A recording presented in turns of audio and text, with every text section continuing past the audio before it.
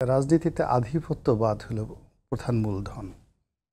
ভোটাররা আপনাকে মনে করবে আপনি বটবৃক্ষ, আপনার অনেক ক্ষমতা এবং আপনার পাওয়ার না থাকলে কেউ ডেকে জিজ্ঞাসা করবে না, নো ওয়ান। এখন যেহেতু এটা রাজনীতির ময়দানে, এখানে পরপর দুটো কন্ট্রাডিকশন ঘটেছে।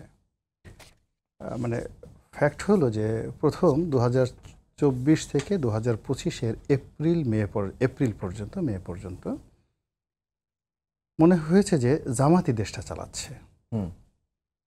আর জামাতের নেতারা ঠিক ওইভাবে একটা আত্মবিশ্বাস নিয়ে তারা সারা বাংলাদেশে তাদের প্রচার কর্মকাণ্ড চালিয়েছে এবং অনেকটা স্বপ্রণোদিত হয়েই প্রশাসনের যারা লোকজন এরা জামাতের নেতাকর্মীদের সাথে একটা ভালো ব্যবহার করেছে, অনেকের কথা শুনেছে, সম্মান দিয়েছে। আমাদের যেমন পটুয়াখালী জেলাতে জামাতের সবচেয়ে কম অ্যাক্টিভিটিস, যদি সাতকানিয়া, চট্টগ্রাম, লোহাগাড়ার কথা চিন্তা করেন কিংবা পাবনাতে ওনার যে এলাকার কথা চিন্তা করেন, সেই তুলনায় পটুয়াখালীতে কোনো সংগঠনই নেই।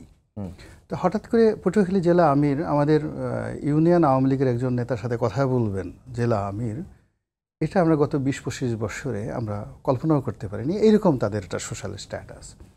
কিন্তু নির্বাচনের পরে পরিস্থিতি এমন হয়ে গেল যে ডিসিএসপি সেই আমির সাহেবের কথায় চালচলন করছেন। আমাকে একজন এসে বলতেছে যে একটু আপনি আমির সাহেবকে বলে দেন, ডিসি সাহেব তো তার কথায় চলে। তো আপনার রিয়ালিটিটা কোন পর্যায়ে চলে গিয়েছিল? পটুয়াখালীর অবস্থা যদি এরকম হয়, তা পাবনার অবস্থা কী ছিল, মানে চট্টগ্রামের অবস্থা কী ছিল? কিন্তু এই বিএনপির দেখা গেল যে প্রার্থী ঘোষণা করার পরেই নির্বাচনের যে মাঠ, এটা এলোমেলো হয়ে যায়। আবার কিছু কিছু এলাকাতে দেখা গেল যে বিএনপির নেতাকর্মীরা যারা চাঁদাবাজি করছে, তো চাঁদাবাজি করছে, দখলবাজি করছে, তাদের সঙ্গে আবার পুলিশ বা যেটা সিভিল অ্যাডমিনিস্ট্রেশনে যারা দুর্নীতিবাজ আছে তাদের সঙ্গে একটা অটোমেটিক স্বয়ংক্রিয় বন্ধুত্ব হয়ে গেছে।